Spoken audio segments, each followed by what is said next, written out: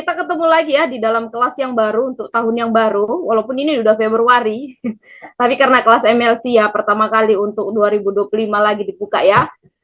Dan kita memulai kelas MLC dengan kelas yang kami anggap ini sangat penting juga untuk kita pahami bersama, walaupun sebenarnya ini cocoknya kayaknya untuk anak-anak muda gitu ya. Tapi nggak apa-apa, kita semua juga harus belajar lagi supaya mengerti bagaimana sebenarnya identitas kita dalam Kristus gitu. Nah, saya akan dibantu nanti untuk PPT-nya akan di-share screen oleh Tian. Oke, kita akan belajar sedikit. Ini overview saja karena modul lengkapnya sebenarnya sudah ada. Nanti Bapak Ibu tinggal pelajari aja dalam 5 pelajaran. Jadi kita akan lihat sedikit overview-nya. Nanti secara lengkap silakan. Memang harus komitmen Bapak Ibu untuk membaca dan juga nanti melihat modulnya secara lengkap gitu ya. Ya, nama modul kita adalah Identitasku dalam Kristus.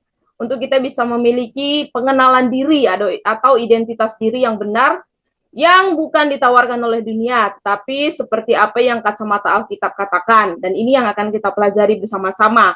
Kelihatannya mudah, tapi sebenarnya kalau dikulik ini lumayan ribet dan sulit ya. Nah, Bapak Ibu sendiri udah tahu nggak apa sih itu identitas? Dan dalam pelajaran pertama nanti, next, kita akan melihat terlebih dahulu apa itu identitas. Nanti yang di pelajaran kedua, kita akan belajar identitas di dalam Kristus, Yang pelajaran ketiga, kita akan belajar tentang yang lama dan yang baru. Apa itu? Nanti kita akan pelajari bersama-sama. Di pelajaran 4, kita akan belajar tentang pemulihan dari kerusakan. Dan yang pelajaran terakhir, ini nanti akan ada banyak sekali kebenaran-kebenaran firman Tuhan yang bisa mengenalkan kita untuk mengerti siapa identitas ya dan memahami kuasa identitas di dalam Kristus. Oke, kita akan mulai ya. Nah, pengertian identitas. Untuk mengerti identitas diri kita, bagaimana dan siapa kita, itu sebenarnya hal yang nggak mudah gitu ya. Kayak membalikkan telapak tangan aja, itu nggak seperti itu ya. Jadi seringkali sulit karena sebenarnya identitas kita ini cukup misterius gitu ya untuk bisa dilihat. Nah, kita akan coba lihat dari pengertian kamus dulu ya supaya lebih enak gitu ya. Kalau dari kamus KBBI dikatakan identitas itu sebagai ciri-ciri atau keadaan khusus seseorang. Ini udah jelas sekali. Jadi identitas itu adalah jati diri ya.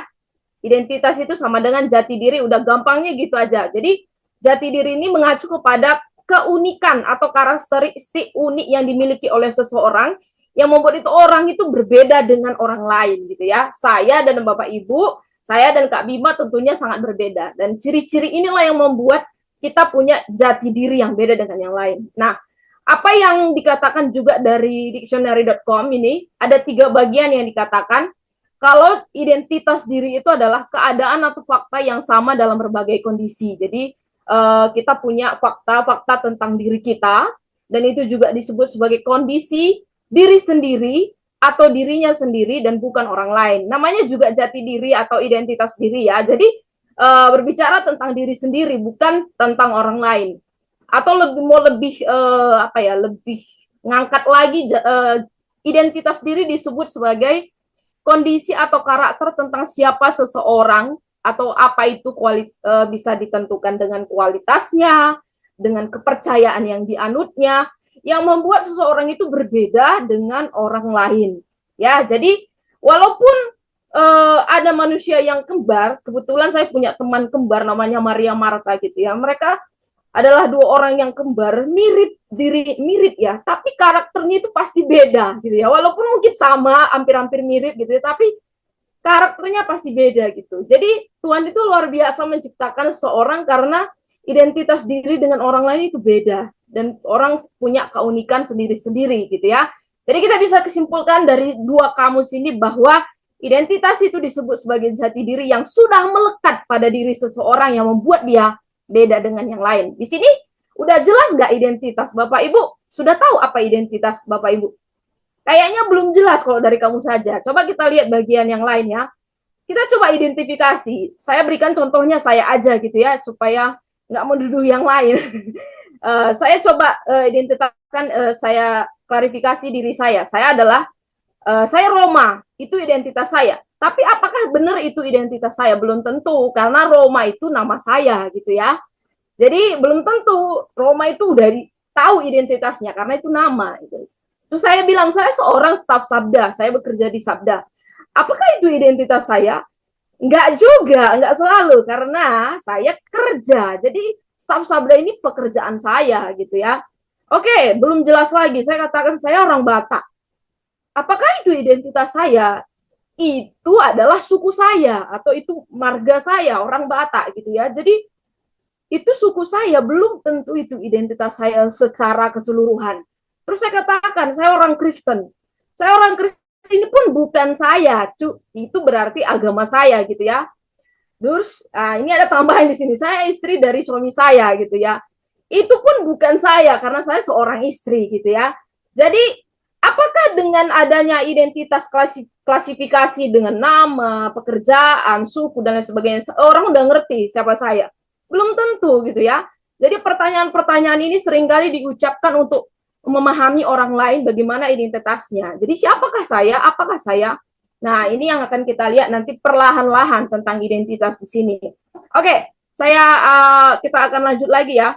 Nah, Bapak Ibu Saudara, seringkali orang ketika mencari identitas dirinya, dia dia mencari identitasnya dengan pandangan-pandangan umum yang bersebaran di masyarakat. Dan ini belum tentu benar, bahkan kami katakan ini adalah pandangan yang salah tentang identitas diri. Nah, kita akan cek diri kita satu-satu ya. Kita akan coba renungkan bagaimana, apakah ini ada masih di kita. Kita akan lihat. Yang pertama adalah identitas adalah penampilan diri. Bisa dikatakan orang bisa punya identitas diri kalau ada ciri yang melekat yang bisa dilihat secara kasat mata, yaitu melalui penampilan-penampilan diri. Misalnya dengan apa yang dipakai, dengan baju dan juga pakaian, atau zaman sekarang istilahnya OOTD gitu ya, atau orang yang suka berdandan, mendandani dirinya, rambut yang lurus dibuat keriting, rambut yang keriting dibuat lurus gitu ya, supaya orang lihat itu enak dilihat gitu ya. Jadi dia menampilkan dirinya supaya dikagumi oleh banyak orang, supaya orang lain, oh orangnya cantik, orangnya ganteng gitu ya. Mau sampai kapan kayak gitu? Kan mungkin sementara ini bisa lah, tapi lambat laun kita sendiri juga yang akan menampilkan diri kita dengan cara yang demikian untuk menunjukkan itu identitas kita, lama-lama juga jadi capek. Nah, ini pandangan yang pertama yang salah nih. Pandangan yang kedua adalah identitas ini berbicara tentang kemampuan diri. Kemampuan diri di sini identik untuk menunjukkan siapa dirinya, siapa aku gitu ya. Makanya banyak orang yang mati-matian menunjukkan siapa dirinya dengan kemampuannya, dengan kepintarannya, dengan melakukan apapun dengan gelarnya yang tinggi, S1, S2, S3, profesor, S4, S-teler, S apapun itu gitu ya. Supaya orang lain bisa mengetahui bahwa dia mampu, dia punya skill yang tinggi, dia punya gelar yang tinggi, dan dia merasa bisa dihargai nantinya di orang lain. Nah, apakah itu identitas diri, kemampuan diri? Nah, yang ketiga adalah identitas adalah status sosial. Ini paling banyak lagi nih kalau kita lihat di zaman sekarang ini ya. Kecenderungan orang mencari pembuktian dirinya dengan melihat kekayaannya.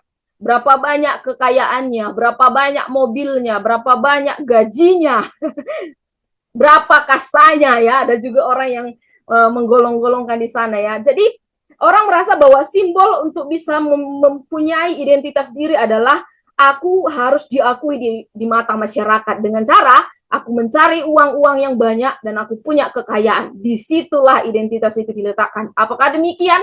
Pasti ini adalah pandangan yang salah. Dan yang keempat adalah identitas adalah tubuh yang sempurna. Ini sebenarnya mirip dengan penampilan diri ya. Apa yang dilihat orang. Tubuh yang sempurna ini itu tadi dengan memoles wajahnya sedemikian rupa, dengan diet mati-matian, atau dengan yang kurus ingin menggendutkan badannya gitu ya, supaya tubuhnya terlihat ideal seperti artis-artis Korea gitu ya. Jadi banyak orang yang merasa dengan kecantikannya, dengan kegantangannya, dengan tubuhnya yang atletis, dia akan dikenal orang sebagai orang yang bagus, orang yang berhasil. Oh, makanya banyak juga orang yang akhirnya sudah mancung pun operasi plastik, sudah cantik pun disulam alis dan lain sebagainya. Apakah identitas ini cuma berbicara tentang tubuh yang sempurna? Nah, saya pikir tidak di sini ya. Jadi pandangan-pandangan dari 4 bagian ini sebenarnya ada banyak lagi Bapak Ibu. Nanti mau dicari sebenarnya ada banyak lagi. Tapi paling tidak 4 ini mewakili Karena kita dibentuk oleh perilaku-perilaku yang diajarkan di masyarakat itu seperti inilah identitas yang benar gitu. Tapi apakah demikian gitu ya? Ketika kita nggak mendapatkan apa yang kita inginkan, penampilan diri yang baik, tubuh yang sempurna menurut versi dunia, tadi yang saya katakan lama-lama kita akan capek dan banyak sekali orang yang tidak bisa menerima dirinya akhirnya mati bunuh diri karena itu tadi gitu ya, karena dia merasa gagal untuk menampilkan siapa dirinya ke orang lain, untuk selalu menjadi versi orang lain gitu ya. Betapa salahnya pandangan-pandangan yang demikian. Nah, sebenarnya dari mana sih identitas kita ini bisa terbentuk? Karena identitas kita ini paling tidak dibentuk dalam 3 hal. Jadi yang pertama udah pasti dari internal. Internal di sini tentang keyakinan diri kita sendiri ya. Jadi konsepnya dari kita.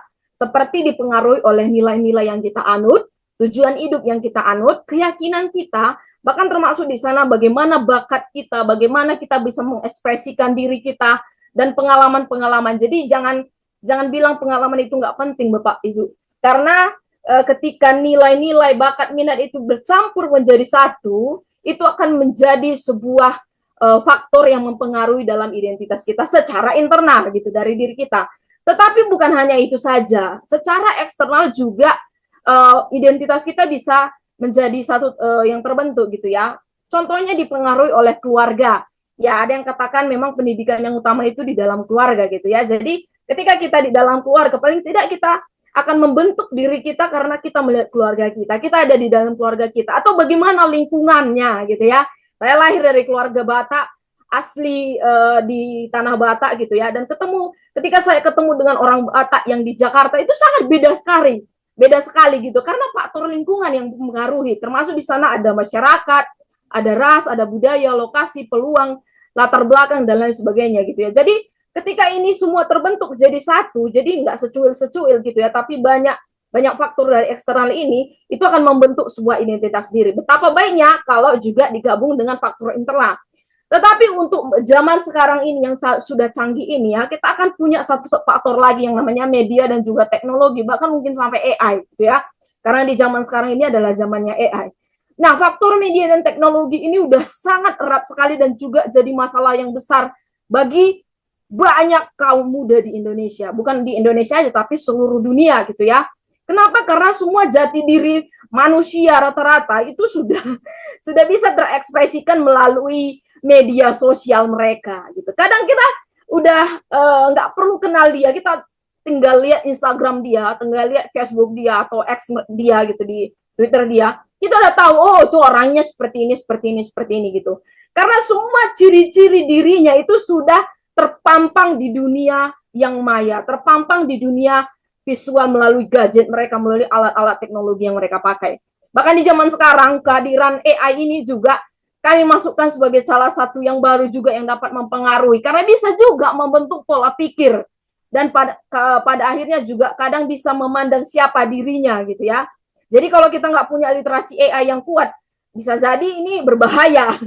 Ya ini jadinya seminar AI nanti jadinya. Tapi bisa jadi berbahaya kalau kita nggak punya literasi AI yang kuat. Jadi faktor internal, eksternal, dan juga faktor teknologi dan media ini sangat mempengaruhi pembentukan identitas seseorang. Dan kalau kita bisa menyaring semua ini, 3 bagian ini, betapa kita memiliki identitas yang baik. Kalau secara umum kita lihat gitu ya. Nah, kita akan lihat paling tidak ada 2 macam identitas di sini Bapak Ibu Saudara. Yang pertama identitas pribadi. Identitas pribadi ini tentang bagaimana kita memandang diri kita sendiri. Gampangnya gitu ya. Jadi konsep bagaimana kita memandang diri kita yang tadi dipengaruhi berbagai pengalaman-pengalaman yang kita miliki gitu ya. Misalnya kita memandang diri kita, saya ini orangnya cerewet gitu ya, saya orangnya banyak ngomong. Orang lain itu belum tentu bilang saya ini orangnya cerewet. Bisa aja Mbak Roma itu orangnya pendiam kok, kalem kok gitu ya. Jadi kita memandang diri kita, orang lain belum tentu memandang hal yang sama tentang kita. Bisa jadi. Nah, faktor yang kedua pun adalah identitas sosial gitu ya. Identitas sosial ini tadi kalau yang pribadi bagaimana kita memandang diri kita, sekarang juga nggak cuma itu saja, kita juga harus melihat bagaimana orang lain memandang kita gitu ya. Jadi kita bisa dikenal orang lain mungkin dari karakteristik kita, dari kota, sekolah, pekerjaan, atau komunitas di lingkungan kita. Jadi bagaimana kita bisa menampilkan diri kita di masyarakat gitu ya. Orang lain bisa melihat kita. Bahkan saat ini di media sosial tentunya juga sangat mempengaruhi bagaimana kita menampilkan diri kita di dunia digital. Nah, apakah dengan adanya faktor-faktor pendukung identitas sehingga kita bisa mengetahui siapa sekarang kita, siapa sekarang identitas kita, dan bagaimana identitas kita, identitas diri kita sudah jelas nggak sampai di sini saja? Saya pikir belum gitu ya, karena semua yang dipengaruhi di sana seringkali jadi masalah, khususnya di kalangan anak-anak muda gitu ya. Ada 3 bagian yang kayaknya ini mirip-mirip Bapak Ibu Saudara. 3 bagian ini yang dipengaruhi oleh identitas diri. Yang pertama itu adalah self-worth. Ini tentang harga diri gitu ya. Ini sebuah perasaan bagaimana kita, aku layak dicintai gitu ya. Aku layak dihormati. Aku layak mendapatkan penghargaan. Aku layak mengerti tentang nilai hidupku bagi orang lain gitu ya.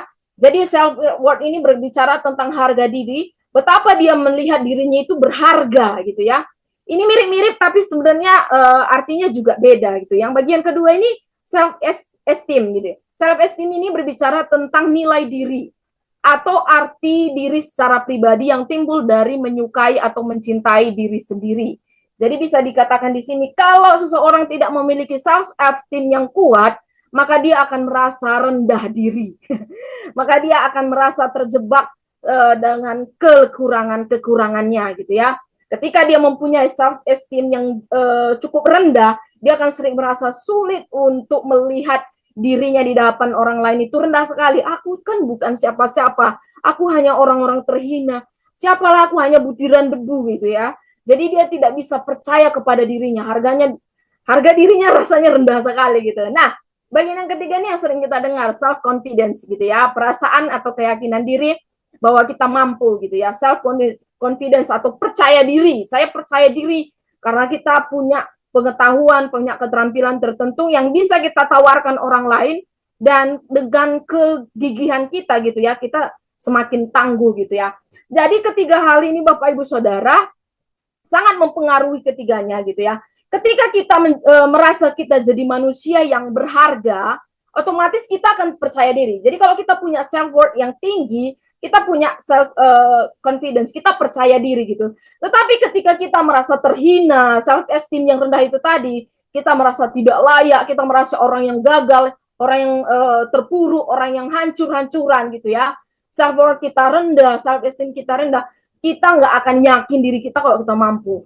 Jadi gejala-gejala ini seringkali muncul di kalangan anak-anak muda biasanya ya, ketika dikatakan mencari jati diri gitu ya. Seperti apa sih jati diri ya? Kadangkala kalau 3 bagian ini semua rendah, itu akan mendatangkan sebuah gangguan. Bahkan tidak jarang, dari 3 bagian ini akan ada penyakit-penyakit mental yang muncul. Makanya zaman sekarang itu terkenal dengan katanya mental health. Kenapa? Karena 3 bagian ini berpengaruh dan terganggu. Makanya ada depresi, cemas, sakit kepala, bahkan sakit secara fisik, asam lambung naik. Itu biasanya dipengaruhi oleh nilai dirinya, harga dirinya yang sangat rendah gitu ya. Nah, Bapak Ibu Saudara, kita sudah melihat bagian pertama ya, betapa kita melihat perbedaan yang pandangan yang sekuler tentang identitas diri. Sekarang kita akan melihat secara versi kekristenan itu seperti apa gitu ya. Apakah semua yang saya sampaikan tadi itu salah? Bukan berarti semuanya salah gitu, karena ada beberapa bagian yang kita akan lihat dalam kacamata. Kalau kita masukkan ke dalam kacamata Alkitab, dan itu benar. Karena beberapa pandangan pun yang dalam psikologi biasanya itu bisa dipakai, tetapi kalau dimasukkan, dihubungkan dengan kacamata teologis gitu ya. Kita akan lihat sedikit perbedaannya. Pandangan sekuler itu berawal dari manusia, udah pasti gitu ya. Tujuannya apa? Supaya manusia beres, supaya aku diakui, itu tadi, supaya aku, semuanya serba aku gitu. Tetapi berawal dari Allah gitu ya. Kita punya identitas diri karena apa? Karena Allah yang ciptakan kita, karena Allah yang berikan identitas itu kepada kita. Dan tujuannya juga di sini cukup berbeda Bapak Ibu Saudara. Tujuan kita memiliki identitas diri, menampilkan diri, punya tubuh yang bagus dan lain sebagainya apa? Supaya saya dihormati gitu ya, supaya saya bahagia, supaya saya punya nilai di antara masyarakat, supaya saya jaya gitu ya. Jadi tujuannya untuk apa? Kejayaan diri sendiri, balik ke manusianya lagi gitu. Tetapi kita memiliki identitas diri, tujuannya apa? Balik lagi ke Allah gitu, karena kita tahu Allah yang menjadikan kita, Allah yang memberikan identitas, kita akan kembalikan lagi kepada Allah identitas diri kita untuk memuliakan Dia. Sumbernya juga di sini beda, sumbernya itu berdasarkan hikmat manusia. Berapa banyak buku yang dipelajari, berapa banyak pengetahuan, berapa banyak dia sekolah, S1, S2, S3 gitu ya. Jadi untuk sumbernya dari kepalanya, hikmatnya diri sendiri gitu ya. Tetapi sumber pandangan Kristen di sini bersumber kepada kacamata Alkitab. Sekali lagi di sana Allah lah yang memberikan gitu. Masalahnya juga sama gitu ya. Kalau ada sesuatu yang salah, berarti itu kamu lemah sebenarnya, kamu nggak bisa mencapai gitu. Karena manusia itu kan manusia yang kadang salah, manusiawi gitu-gitu ya. Tetapi kalau dalam kacamata Kristen kita bisa satu lihat akarnya. Kenapa identitas kita kayak gini? Dosa, udah pasti. Kenapa orang nggak percaya diri? Kenapa orang rendah diri? Kenapa orang merasa dia tidak layak? Dosa, dosa yang masih mengikat gitu. Kita harus lihat dari sudut pandang demikian. Dan pendekatannya juga cukup berbeda ya. Kalau secara sekuler sering kali dilihat dengan pendekatan psikologis. Makanya banyak orang sekali ya, orang-orang yang sekolah psikologis itu nanti banyak dibutuhkan tuh. Karena kesini masyarakat manusia mungkin kalau tidak berpadanan kepada pandangan kekristenan kadangkala terpuruk gitu ya secara manusianya gitu ya. Tetapi dalam pandangan kekristennya pendekatannya melalui pendekatan teologis gitu ya, ilmu tentang firman Tuhan, tentang Alkitab. Jadi Bapak Ibu Saudara, demikian jauh kita sudah lihat pelajaran pertama overview-nya gitu ya. Ternyata waktunya cukup cepat. Jadi kita akan lebih cepat lagi ya. Jadi kita sudah tahu sekarang identitas diri kita, tapi yang pelajaran satu itu Bapak Ibu Saudara masih bersumber kepada nilai-nilai umum di masyarakat gitu ya. Sekarang baru kita masuk ke bagian penting gitu ya, bagaimana identitas kita di dalam Kristus. Oke, sekarang kita masuk dalam identitas di dalam Kristus. Nah, kalau kita ngomongin identitas dalam Kristus, baru kita akan balik lagi. Kalau dulu kita belajar bedah kitab Kejadian, yuk kembali kita sebentar ke Kejadian gitu ya. Ya, kita adalah ciptaan asli. Secara ciptaan asli, kita sudah percaya bahwa Tuhan menciptakan kita semua, udah pasti itu ya. Dan paling tidak untuk ciptaan asli ini manusia itu dibangun dalam 3 bagian. Memang ada beberapa pandangan ya, ada yang merasa saya pandangan trikotomi, saya pandangan dikotomi gitu ya. Tidak masalah gitu ya, tetapi paling tidak kita lihat bahwa di dalam ciptaannya Allah sebelum manusia jatuh ke dalam dosa gitu ya, Tuhan membentuk kita dari segambar dan serupa dengan Allah gitu. Ada bios namanya ini bahasa Yunani, itu kehidupan kita yang dilihat secara fisik, tubuh kita bisa dilihat, itu namanya bios gitu ya. Tetapi ada juga yang namanya zoe. Zoe ini adalah yang tidak kelihatan. Kenapa? Karena kehidupan kita secara rohani gitu. Jadi yang tidak kelihatan itu terangkup juga di sana pikiran, emosi, kehendak gitu ya. Dan yang terakhir adalah hati manusia ya, di mana di dalam Alkitab pun ada beratus-ratus kali, bahkan lebih dari 800 kali disebutkan untuk aspek kepribadian manusia ini, salah satunya juga bergantung kepada hati, pusat semua kehidupan kalau menurut Amsal gitu ya. Nah, jadi kita lihat di sini bahwa Allah ada di tengah. Jadi chart ini Bapak Ibu Saudara atau diagram ini atau modul ini diambil dari referensi buku ya, buku yang sangat luar biasa, yaitu dari Kemenangan Atas Kegelapan. Nanti Bapak Ibu bisa beli bukunya juga kalau masih ada di online gitu, silakan. Jadi pikiran manusia itu dibentuk pastinya pusat pikirannya berdasarkan kepada Allah gitu ya, dan tubuhnya yang kelihatan ini juga ke tubuh yang diciptakan oleh Allah, sehingga tubuh itu bersatu dengan jiwa dan roh, dan jiwa itu juga bersatu dengan Tuhan gitu. Sehingga dengan adanya bagian ini membentuk sebuah apa ya, tujuan yang ilahi gitu ya. Seperti apa yang disebutkan oleh kitab Kejadian pasal 1. Dan ketika tubuh ini secara insani dan juga jiwani ini dimiliki oleh orang yang sudah diciptakan oleh Tuhan, maka di sana dikatakan Tuhan akan memberikan jaminan, Tuhan akan memberikan keamanan kepada manusia. Karena semua kebutuhan manusia disediakan oleh Tuhan, dan manusia juga punya rasa memiliki gitu ya, untuk menjadikan semuanya, istilahnya dengan hewan yang ada di Taman Eden dan lain sebagainya gitu ya. Jadi ini keadaan manusia sebelum jatuh kepada dosa Bapak Ibu Saudara. Tetapi bagaimana keadaan manusia setelah jatuh kepada dosa, ke dalam dosa gitu. Ternyata kesenangan manusia nggak begitu lama ya, apalagi kita kemarin udah belajar kitab Kejadian gitu ya. Ternyata manusia akhirnya jatuh ke dalam dosa. Padahal sebelumnya manusia itu sudah diciptakan Allah sedemikian baik adanya. Tetapi itu tidak selamanya ternyata baik. Karena Kejadian pasal 3 sudah menceritakan cerita yang sangat sedih ini ya. Bagaimana manusia jatuh kepada dosa dan mengakibatkan seluruh manusia berdosa gitu ya. Dan kejatuhan manusia ke dalam dosa di sini membuat manusia rusak. Karena dosa merusak gambar rupa Allah gitu ya. Jadi dosa di sini sifatnya nggak meluruh, sifatnya menyeluruh, bukan hanya kena ke otak saja atau kena ke hati saja, ke tangan sama yang lain-lain nggak kena gitu. Tetapi sifat dosa di sini tadi itu tercemar semuanya. Dikatakan tubuh, jiwa, roh, ciptaan asli yang diciptakan Tuhan itu semua tercemar gitu ya, seperti satu telur yang rusak mencemari 99 telur yang baik itu tadi karena dosa. Jadi dosa ini yang membuat akhirnya manusia itu punya identitas yang hancur-hancuran sekarang. Jadi kita nggak bisa bilang identitas kita baik-baik aja. Kenapa? Karena dosa merusak semuanya gitu ya. Dosa membuat kita malu, dosa membuat kita tidak puas lagi, dosa membuat kita terancam dan lain sebagainya. Dosalah yang membuat gambar diri kita itu benar-benar hancur. Dan kita menjadi orang yang tidak layak karena kita sudah terpisah dengan Allah. Dan yang kedua, apalagi akibat dari kejatuhan manusia ke dalam dosa, dikatakan arah hidup yang bertolak belakang 180 derajat. Kalau dahulu sebelum manusia jatuh ke dalam dosa, 180 derajat itu selalu menghadap kepada Allah gitu ya. Selalu menikmati Allah, selalu memuliakan Allah. Tetapi ketika manusia jatuh ke dalam dosa, manusia sudah berbalik dari Allah. Udah kehilangan arah hidupnya gitu ya. Dan gak tahu lagi mau kemana dia hidup.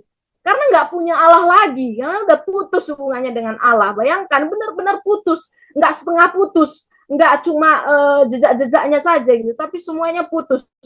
Makanya manusia tidak punya arah lagi. Dan dampak dari kejatuhan ini luar biasa sekali. Kita akan lihat apa saja sih dampaknya. Yang pertama, dampaknya adalah kematian rohani. Jelas kematian rohani di sini keterpisahan kita dengan Allah ya, di mana dikatakan di dalam Kejadian 3 ayat 8 sampai Kejadian 4 pasal ayat 9 dikatakan karena kejatuhan Adam semua manusia juga mengalami kematian rohani. Memang saat itu ketika Adam diusir dari Taman Eden, mereka masih hidup secara jasmani, tetapi mereka mewarisi hukuman kekal dari Allah. Dan yang kedua, mereka juga kehilangan pengetahuan akan Allah. Ya, pengetahuan akan Allah di sini bukan berarti secara intelektual ya. Pengetahuan di sini artinya pengetahuan yang sifatnya relasional, Bapak Ibu Saudara. Tadinya Adam, manusia yang belum berdosa itu dekat dengan Allah gitu, selalu berelasi. Karena Allah yang kita kenal ini adalah Allah yang berelasi. Dan ketika manusia kenal dengan Allahnya, dekat Allah, selalu ada relasi. Tetapi ketika manusia jatuh ke dalam dosa, relasi itu akhirnya putus gitu ya. Memang manusia ketika jatuh dalam dosa masih bisa tahu siapa Allah gitu ya, tetapi sudah tidak lagi di dalam relasi yang benar dengan Allah. Karena pengetahuannya akan melihat Allah itu Allah yang kejam, Allah itu Allah yang pedas, Allah itu Allah yang jahat. Pengetahuannya sudah rusak karena dosa yang sudah mengakar. Dan yang ketiga, emosi negatif yang dominan. Ini emosi negatif yang dominan ini juga sangat kelihatan banget Bapak Ibu. Apalagi kisah kejatuhan itu ya, kita lihat bagaimana Adam dan Hawa ketakutan sedemikian rupa, mereka cemas sedemikian rupa, mereka menutupi rasa takutnya, rasa malunya dengan pakaian gitu ya, dengan dengan dahan-dahan gitu ya. Karena mereka malu gitu ya, karena mereka takut akan Tuhan gitu. Takutnya di sini bukan takut yang menghormati Tuhan di sana gitu ya. Jadi Bapak Ibu Saudara, emosi yang negatif ini juga akan terasa dampak dari kejatuhan ketika mereka dirundung dengan rasa malu dan tidak ada lagi keterbukaan karena emosinya sudah hancur-hancuran. Dan yang terakhir adalah terlalu banyak pilihan. Sebenarnya apa sih artinya? Ketika saya pelajari bagian ini juga, kalau kita lihat Bapak Ibu, sebelum manusia jatuh ke dalam dosa, hanya satu pilihan untuk memilih yang tidak baik. Sisanya memilih yang baik semua. Apa pilihan yang baik yang Tuhan kasih sebelum manusia jatuh dalam dosa? Pilihan yang tidak baik cuma satu, yaitu jangan memakan buah pengetahuan yang baik dan yang buruk. Itu doang pilihan yang tidak baik. Tetapi mereka melanggar, dan ketika mereka jatuh ke dalam dosa, sekarang terlalu banyak pilihan yang tidak baik. Pilihan yang baik justru malah sedikit gitu ya. Jadi kebalikannya. Karena setelah jatuh ke dalam dosa, mereka akan melihat semua itu dengan kacamata yang salah gitu ya, kacamata yang tidak benar lagi, dan terlalu banyak pilihan yang salah. Itulah yang membuat orang semakin melihat orang lain itu, oh memang orang itu buruk, memang orang itu jahat, memang orang itu egois. Terlalu banyak pilihan-pilihan yang buruk, dan mungkin orang lain juga melakukan demikian gitu ya. Jadi itu akibat kecemaran yang terjadi akibat jatuh dalam dosa. Tetapi puji Tuhannya, cerita ini nggak beres di situ aja, karena pada akhirnya juga kita melihat ya, ada satu jalan yang Allah buka dari dampak kejatuhan. Di slide berikutnya kita lihat bagaimana Kristus akhirnya memberikan keselamatan kepada orang-orang, dan Kristus memberikan kehidupan. Nah, di dalam kehidupan yang diberikan oleh Kristus, ini membuka jalan supaya manusia kembali semua kepadanya. Akibat hukuman dosa, Tuhan harus mengulurkan tangannya sendiri supaya manusia bisa datang kepada Tuhan, yaitu melalui Yesus Kristus yang berinkarnasi. Dan itu tiga bagian ini kita akan lihat bagaimana Kristus itu memberikan hidup gitu ya. Hidup di sini adalah hidup yang rohani. Tadi kan mereka, kalau kita lihat dampaknya, mereka mati secara rohani. Kristus akhirnya memberikan hidup secara rohani yang tadinya telah hilang di Taman Eden. Dan akhirnya kita bisa dihidupkan kembali rohani kita. Roh kita dihidupkan, kalau kata Yohanes gitu ya. Tadinya roh kita tuh mati gitu. Tadinya roh kita itu nggak mati gitu ya. Tetapi ketika kita percaya kepada Kristus, roh kita dihidupkan. Itulah artinya lahir baru. Dan yang kedua, membayar semua hutang. Hutang di sini artinya bukan hutang uang, tapi hutang di sini adalah hutang hukuman, hutang darah. Kenapa hutang darah saya katakan? Karena manusia harus membayar utang-utang dosanya melalui darah juga gitu ya. Dan ketika kita membayar utang darah di sana, dikatakan kita dibayar melalui penebusan Kristus di kayu salib, dan akhirnya kita tidak punya utang lagi kepada Allah. Bapak Ibu, kita di sini nggak berutang kepada setan ya. Kita nggak pernah berutang kepada setan. Jadi ketika Kristus mati di kayu salib, kita sedang membayar utang darah kepada setan, nggak. Ini sedang membayar utang darah kepada Tuhan, supaya cawan murka Allah lalu dikatakan, dan Allah dipuaskan melalui darah yang mahal, yang tidak bercacat sama sekali, melalui Yesus Kristus gitu ya. Akhirnya kita bisa rekonsiliasi dengan Yesus, dengan Allah kita. Dan yang terakhir, Yesus memberikan kuasa. Sekarang ketika kita percaya kepada Yesus Kristus, setan sudah kalah ya. Makanya ada kuasa dalam namanya. Kenapa? Setan sudah kalah, dan kita dikatakan adalah kita diberi kemampuan untuk hidup dalam kemenangan atas dosa dan kejatuhan. Kita sekarang bukan lagi orang-orang yang kalah. Kita adalah orang-orang yang lebih dari pemenang, kata Paulus di kitab Roma gitu ya. Jadi Yesus memberikan kita kuasa untuk dimampukan menjadi orang-orang yang menang. Jadi di mana kekuatan setan? Di mana sengatmu katanya gitu ya. Karena kita bukan lagi di bawah kuasa setan, tetapi sekarang kita berpindah di bawah kuasa yang diberikan oleh Allah kita. Nah, selain itu juga dampak dari keselamatan Yesus Kristus itu juga memberikan kelahiran baru. Kelahiran baru artinya Bapak Ibu bukan seperti pertanyaan Nikodemus, apakah aku harus masuk lagi ke perut ibuku aslinya gitu ya. Tapi Yesus bilang kelahiran baru di sini bukan artinya masuk lagi ke perut ibu terus lahir lagi. Enggak demikian ya. Tetapi kelahiran baru artinya adalah kesempatan yang luar biasa yang Allah berikan, karena melalui anugerah akhirnya kita dilahirkan baru. Kita dilahirkan baru di sini disebut sebagai dalam Kristus. Makanya tulisan Paulus itu banyak sekali berbicara tentang dalam Kristus, itu in Christ, itu diulang berkali-kali di seluruh surat Paulus. Karena hanya di dalam Kristus lah kita itu bisa selamat gitu ya. Kita punya kehidupan kekal hanya di dalam Kristus. Tanpa Kristus, udahlah, siap-siap kita binasa semua. Siap-siap sekarang kita menjadi budaknya setan semua. Tetapi di dalam Kristus Tuhan memberikan kelahiran baru. Yang lama itu sudah rusak hancur. Sekarang yang ada hanya yang baru, ciptaan yang baru. Dan yang ketiga kita dikatakan mendapatkan identitas baru karena Kristus memberikan kepada kita. Dulu ketika manusia jatuh ke dalam dosa, kita itu semua segambar dengan Adam. Segambar dan serupa dengan Adam. Tetapi ketika Kristus memberikan kehidupan baru, sehingga kita diselamatkan, sekarang kita segambar dan serupa dengan Yesus Kristus. Jadi sekarang Identitas baru di sini maksudnya adalah kita diberikan status sebagai orang kudus yang telah ditebus oleh darah Kristus. Jadi status kita adalah status yang baru. Keadaan kita mungkin masih berdosa karena ketika Tuhan memberikan kita menyelamatkan, ketika Tuhan menyelamatkan kita, manusia lama kita nggak dihancurkan gitu ya. Tapi status kita itu udah diangkat menjadi identitas baru. Jadi ketika kita punya identitas baru, kita adalah orang-orang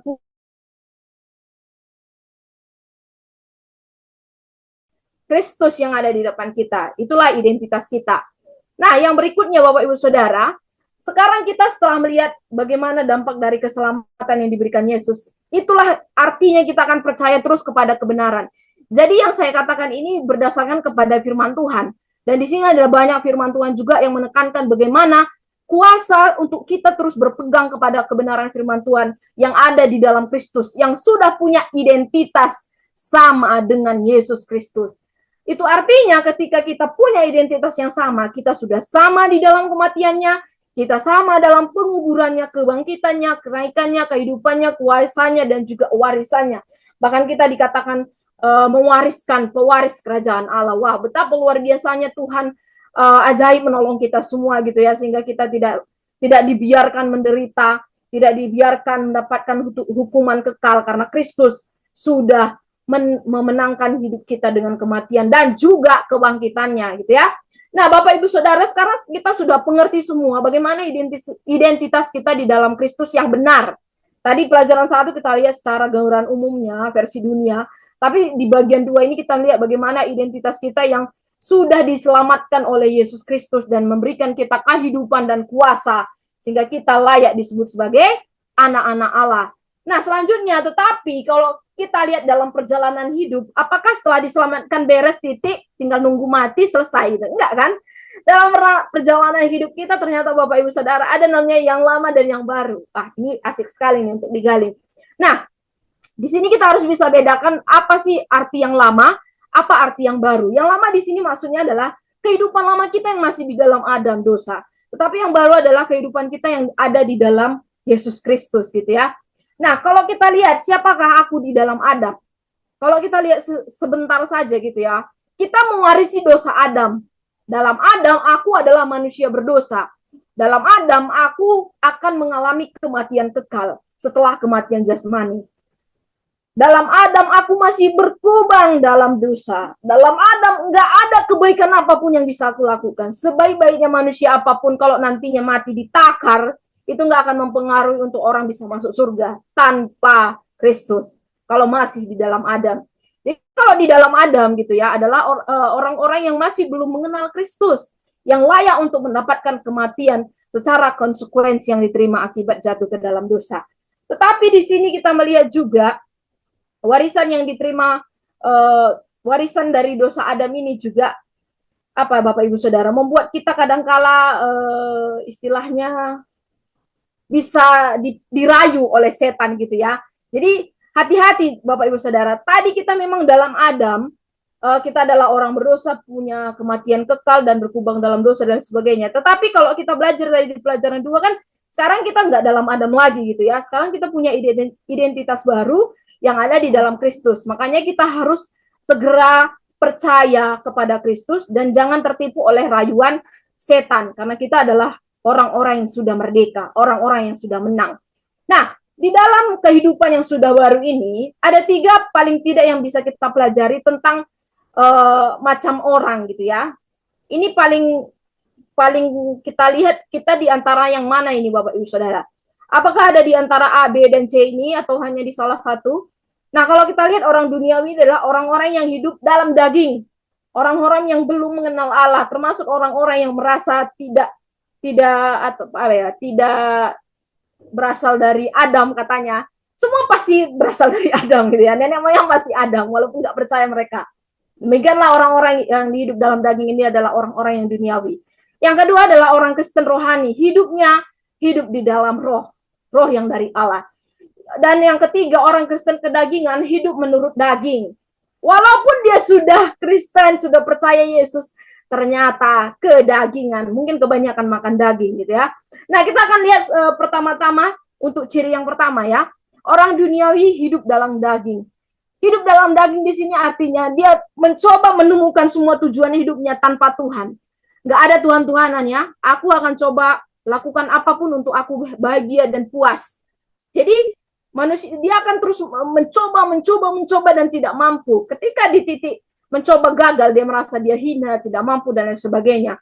Tubuhnya juga akan gampang sakit. Ini mempengaruhi loh Bapak Ibu. Ternyata bukan hanya fisik aja, ternyata dari pikiran dan lain sebagainya juga bisa membuat orang sakit karena tidak di dalam Tuhan ya. Sakit kepala dan lain sebagainya, pikirannya juga gelap, sama sekali tidak ada terang di sana. Kehendaknya apa? Hanya daging terus gitu ya. Terus hatinya juga dikatakan licik sekali dan emosinya juga emosinya terus mengalami kepahitan. Jadi dari tubuh, jiwa, roh, dan daging semuanya itu tidak ada satupun yang beres di hadapan Tuhan. Karena apa? Orang tersebut adalah orang-orang yang duniawi. Tetapi bagaimana dengan orang yang rohani gitu ya? Orang yang rohani di bagian berikutnya dikatakan orang yang hidup di dalam roh. Di sini dia sudah mengerti siapa yang menghidupkan dia. Makanya dagingnya sekarang disalibkan dan dia percayakan untuk Tuhan saja. Tubuhnya juga dia tahu, tubuhku adalah bait Allah dan aku harus persembahkan kepada Allah.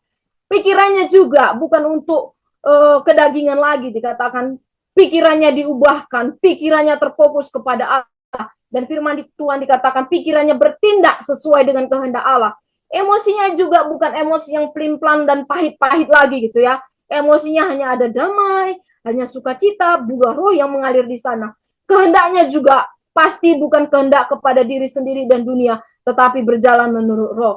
Apakah kita ada di dalam macam orang yang ini, orang Kristen rohani? Bapak Ibu yang tahu sendiri ya, kita renungkan sama-sama. Dan yang ketiga adalah orang Kristen kedagingan, artinya hidup menurut daging. Nah, ini yang kayaknya banyak juga maksudnya.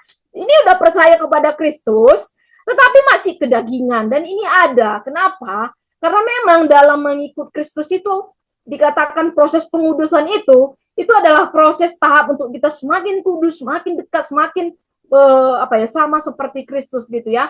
Jadi seringkali orang masih hidup dengan kebiasaan lama. Dia masih suka dengan manusia Adamnya gitu. Dia masih suka dengan manusia lamanya gitu ya. Jadi dagingnya masih punya pikiran untuk hidup tanpa Tuhan. Kadangkala ada Tuhan lah, kadangkala nggak ada Tuhan. Di gereja Tuhan-Tuhanannya pulang gereja balik lagi gitu ya. Sama aja. Tubuhnya juga seringkali mengalami ruam-ruam, jantungnya berdebar-debar sakit karena keadaan-keadaan dunia yang menghimpit. Pikirannya juga yang tidak fokus. Kadang fokus kepada Tuhan, kadang tidak. Itu emosinya juga masih tidak punya damai sejahtera secara murni, masih tidak stabil gitu ya. Kehendaknya juga kadang masih hidup menurut daging gitu ya. Jadi orang Kristen kedagingan ini bisa dikatakan adalah orang Kristen yang sudah hidup di dalam Tuhan, tapi kehidupan lamanya masih bercokol. Hati-hati Bapak Ibu Saudara, karena sebenarnya kita di dalam Kristus ini adalah orang-orang yang sudah menang. Setan itu nggak punya sengat lagi untuk bisa menggigit kita dan balik lagi ke manusia lama. Enggak gitu. Itu tuh hanya ingatan-ingatan dan kadang setan pakai ingatan kita. Dulu kan kamu gini, sok-sokan kamu jadi orang Kristen dan kamu rohani. Ingatan-ingatan itu akan setan pakai untuk memanipulasi kita yang sudah percaya dan akhirnya kita kembali lagi ke hidup daging kita, gitu ya. Jadi kita perlu hati-hati di sini dengan sifat manusia lama kita karena sekarang sebenarnya kita sudah menjadi manusia yang baru. Yang lama sudah hilang dan sekarang ada yang baru, gitu ya. Nah, sekarang kita melihat bagaimana kita di dalam Kristus. Ini yang saya katakan, kita adalah manusia yang baru. Identitas yang Tuhan kasih kepada kita ini adalah manusia baru. Ini sering dipakai Paulus ya. Kita adalah manusia yang baru. Artinya apa? Kita dilahir barukan di dalam Kristus. Sehingga kita punya perubahan arah hidup yang tidak lagi sama seperti sebelumnya. Kenapa saya katakan tidak sama seperti sebelumnya? Karena kita sudah dibayar dengan darah yang mahal, Bapak Ibu Saudara. Kita sudah dibayar dari pasal dosa, sehingga kita diangkat menjadi orang-orang yang baru, dan kita sekarang punya kepribadian baru yang terus memang berproses seumur hidup. Saya katakan memang ketika berbalik dari manusia lama ke manusia baru, itu enggak langsung 180 derajat. Ada sih orang-orang yang dibikin ada, tapi kadang-kadang memang dalam proses. Misalnya, saya punya dulu jemaat, itu ketika hidup baru dan percaya kepada Tuhan gitu ya. Dia yang tadinya merokok, akhirnya lepas dari rokok. Tapi nggak langsung lepas belas. Tadinya dia hanya 5 bungkus, perlahan 4 bungkus, 3 bungkus, 2 bungkus. Akhirnya sekarang lepas total, nggak merokok lagi gitu. Jadi artinya memang proses. Tapi kalau memang balik lagi, pakai lagi, balik lagi, kadang di situ masih dilihat apakah benar-benar sudah jadi manusia baru atau belum gitu ya. Jadi manusia baru di sini artinya fisik kita masih pakai manusia yang sama gitu ya, bukan kita diubahkan menjadi manusia dewa gitu ya. Fisik kita yang sama, tetapi hati, pusat pikiran kita tadi yang semuanya perlahan-lahan diproses untuk semakin sama dengan Kristus. Itu artinya manusia baru. Tidak mudah memang Bapak Ibu, tapi perlahan-lahan dengan kekuatan diri sendiri kah? Nggak mungkin gitu ya, tetapi dengan pertolongan Roh Kudus yang sudah Allah berikan kepada kita semua. Nah, setelah kita menjadi manusia baru, apa yang harus kita lakukan? Dikatakan kita dikuduskan melalui sanctification ya, kita dikuduskan melalui iman kita. Iman di sini ada 3 bagian Bapak Ibu Saudara. Ada objek iman, ada berapa besar iman kita, dan juga tindakan iman. Orang yang belum percaya apakah punya iman Bapak Ibu? Orang yang kenal Yesus punya iman nggak? Orang yang belum percaya pun punya iman sebenarnya. Tapi iman kepada siapa? Objeknya itu siapa gitu ya? Apa yang diimani dan untuk siapa dia beriman gitu ya? Jadi orang yang percaya pun, orang yang percaya dan nggak percaya pun punya iman, tetapi objek imannya yang beda. Kita yang sudah diselamatkan dan dikuduskan punya objek iman yang berbeda dengan orang yang tidak percaya. Objek iman kita apa? Firman Tuhan dan juga Yesus Kristus yang dikatakan ada di kitab Ibrani gitu ya. Jadi kepada firman Tuhan lah kita hanya percaya dan mengandalkan hidup kita, karena sekarang iman kita akan semakin besar kalau kita punya objek iman yang besar juga gitu ya. Makanya di bagian berikut dikatakan orang yang bisa memindahkan gunung kalau punya iman yang besar gitu. Tetapi iman itu tumbuh dari mana? Satu-satunya itu dari firman Tuhan. Kita bilang aku punya iman besar, atau kita nyanyikan, aku punya iman yang besar, aku punya iman yang besar. Tiap hari aja ngomong kayak gitu. Tapi kalau kita nggak pernah baca Alkitab, yakin nggak punya iman yang besar? Kalau kita nggak melakukan firman Tuhan, yakin nggak punya iman yang besar? Belum tentu gitu ya. Jadi punya iman yang besar itu kalau kita iman timbul dari pendengaran, dan pendengaran akan firman Tuhan. Dan setelah kita punya iman yang besar, kita tahu siapa yang kita imani, sekarang kita bertindak. Karena iman yang sejati yang Yakobus katakan bukan iman yang mati, itu adalah iman yang disertai dengan perbuatan dan juga tindakan gitu ya.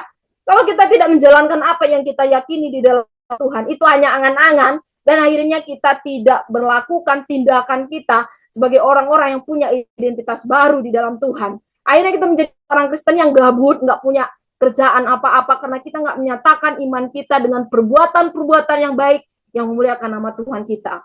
Makanya sejatinya ketika kita mempunyai identitas yang baru, Bapak Ibu Saudara, kita akan punya beberapa bagian paling tidak ya. Yang pertama, kita punya Tuhan yang baru. Next. Tuhan yang baru ini dikatakan ya hanya Tuhan. Tuhan kita di sini, Tuhan yang lama kita siapa? Tuhan lama kita adalah setan. Gitu kan? Karena kita ada di dalam Adam. Tetapi sekarang kita udah pindah Tuhan nih. Tuhan yang baru kita adalah Tuhan kita gitu ya.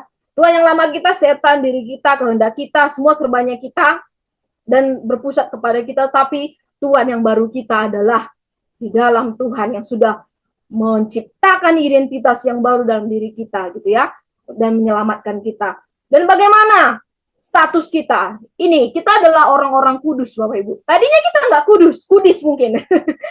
Tadinya kita bukan orang-orang yang kudus ya, tetapi sekarang kita adalah orang yang kudus. Bukan artinya tinggal di kota kudus ya, tetapi kudus di sini adalah apa ya?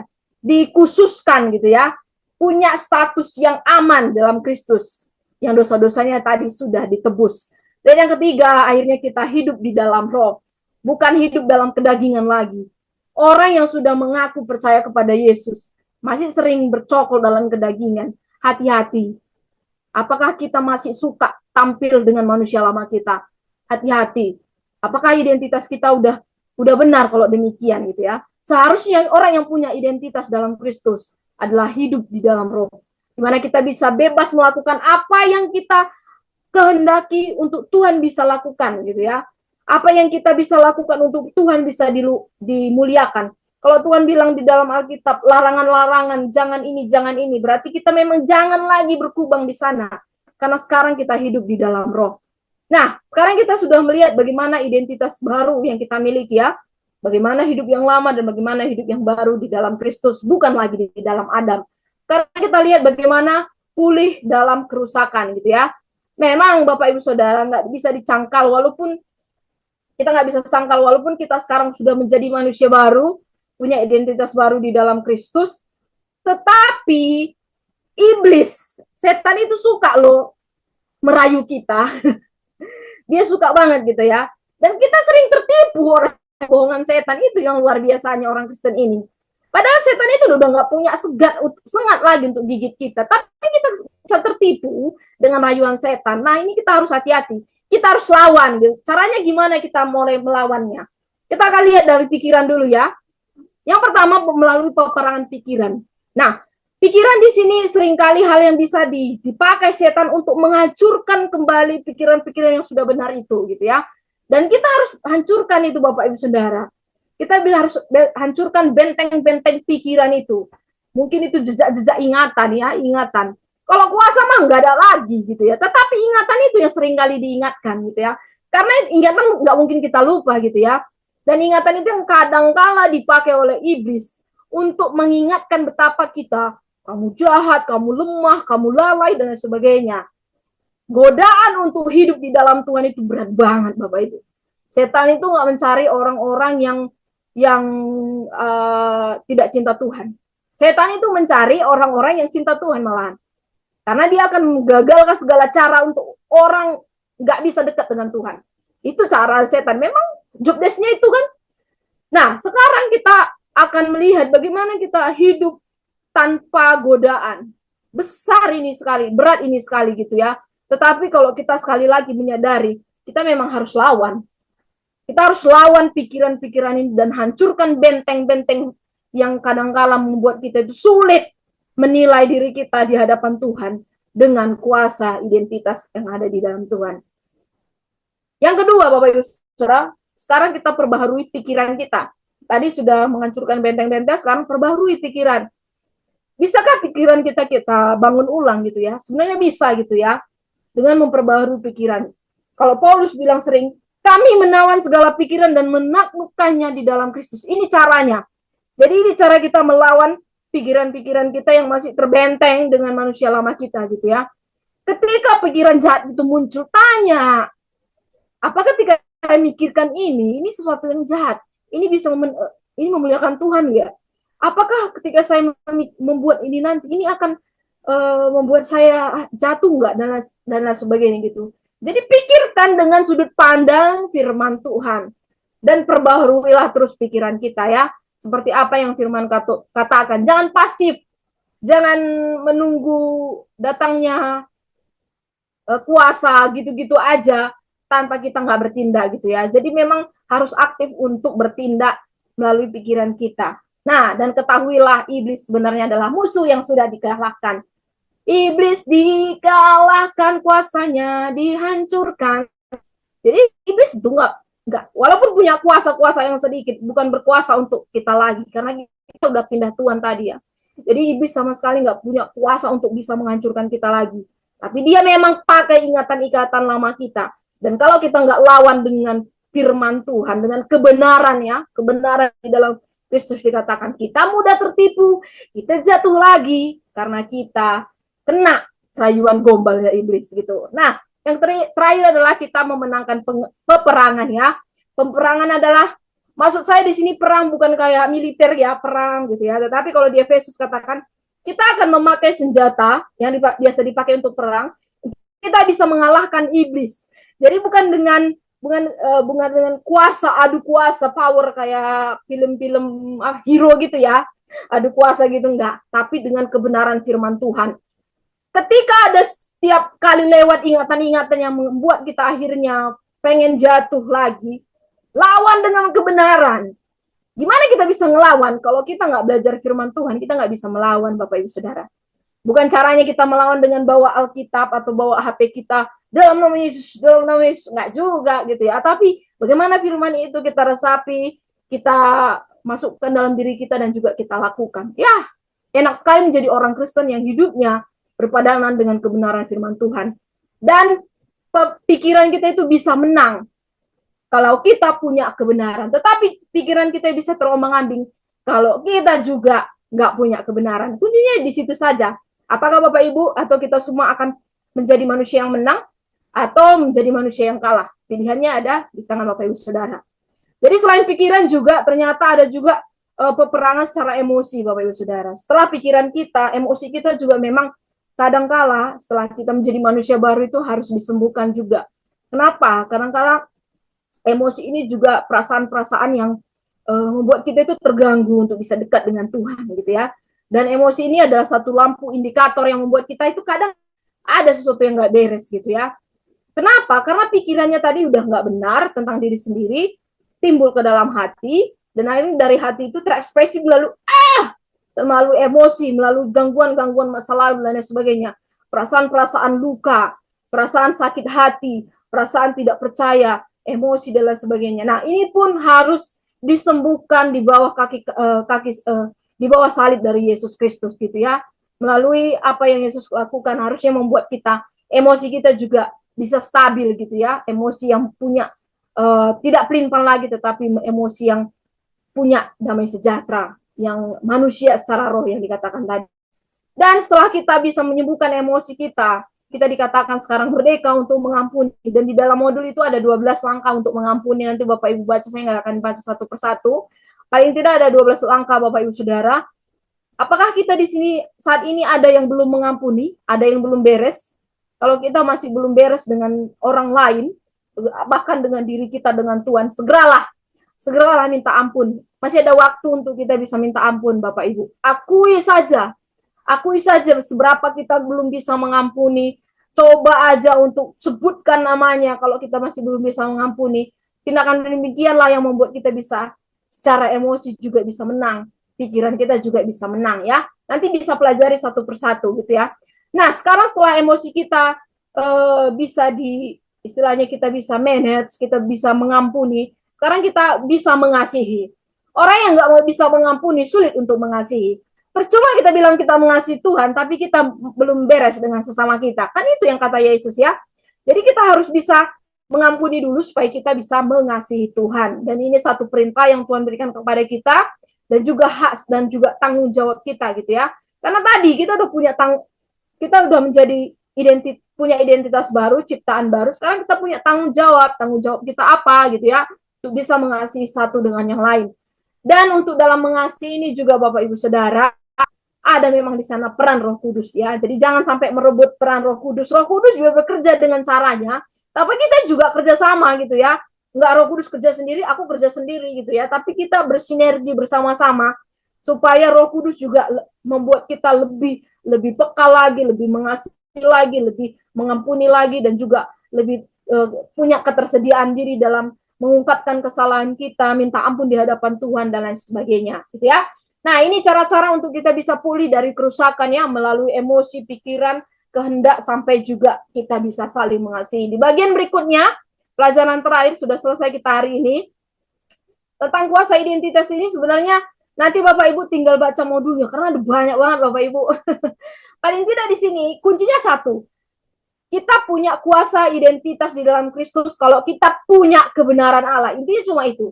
Jadi kalau kita punya kebenaran, kita bisa lawan semua tipuan-tipuan iblis dan kita menjadi orang-orang yang benar setiap hari.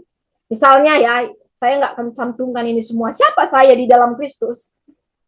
Dalam firman Tuhan bilang saya diterima. Apa? Saya anak Allah, saya sahabat Kristus, dibenarkan, dipersatukan, dibeli, anggota tubuh, kudus, anak Allah, memiliki akses, ditebus, dan juga penuh di dalam Kristus. Ya, jadi kebenaran ini akan menolong kita punya identitas yang benar di dalam Kristus. Selain itu juga saya diterima, apalagi saya aman, saya diterima, saya aman. Selain itu juga berikutnya dikatakan saya berarti gitu ya. Tadi kita yang punya nilainya rendah, self esteem, tidak punya confidence gitu ya. Sekarang kita lihat saya berarti ternyata ya.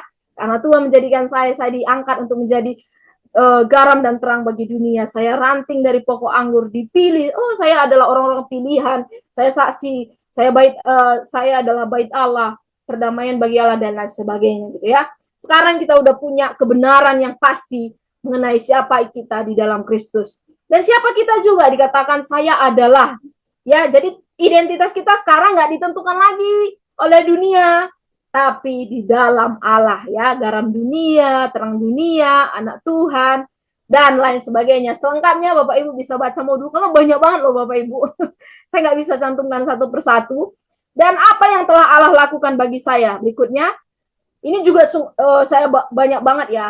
Ini Allah udah banyak lakukan melalui kebenaran firman Tuhan, dikatakan kita dibenarkan, diampuni, mati bersama Kristus, bebas selamanya, diberikan pikiran-pikiran yang sama seperti Kristus gitu ya. Selengkapnya juga ada di dalam modul Bapak Ibu. Jadi kita sudah ada di bagian terakhir. Jadi identitasku dalam Kristus, itulah nama modul kita, dan 5 pelajaran sudah kita lihat overview-nya. Nanti secara lengkap Bapak Ibu bisa pelajari modulnya. Dan kita sudah mengerti sekarang bagaimana hidup kita di dalam Kristus. Sehingga itu menjadikan kita menjadi anak-anaknya ya. Nah, sekarang kita udah punya citra diri yang benar dalam Kristus. Kalaupun mungkin belum, masih simpang siur, masih ragu-ragu, baca lagi kebenaran firman Tuhan. Lihat lagi nanti modulnya mana sih yang benar gitu ya. Karena sekali lagi identitas kita tidak ditentukan oleh dunia, tetapi berdasarkan kebenaran Kristus di dalam firman-Nya gitu ya. Satu firman Tuhan yang bisa mungkin mendasari kita untuk melihat semua itu dari 2 Korintus 5 ayat 17, ayat hafalan semua masyarakat. Jadi siapa yang ada di dalam Kristus, ia adalah ciptaan baru, yang lama sudah berlalu, sesungguhnya yang baru sudah datang. Yakin dengan ayat ini Bapak Ibu, yang lama sudah berlalu, jadi jangan diingat-ingat lagi. Jangan lagi dipakai oleh jangan sampai mau dipakai oleh setan untuk ingat-ingat yang salah lagi, yang lama lagi. Lakukan yang benar gitu ya. Kita masih punya masa hidup kita berapa puluh tahun sih? Saya sekarang 30 tahun, ya mungkin 40 tahun lagi saya meninggal ya. Kalau melihat Alkitab gitu ya. Lakukan aja yang sudah datang gitu ya. Mending lakukan yang sudah datang dibanding ingat-ingat yang lalu. Karena kita adalah ciptaan yang baru. Tuhan memberkati kita. Selamat belajar dalam kelas IDK atau identitasku dalam Kristus. Amin.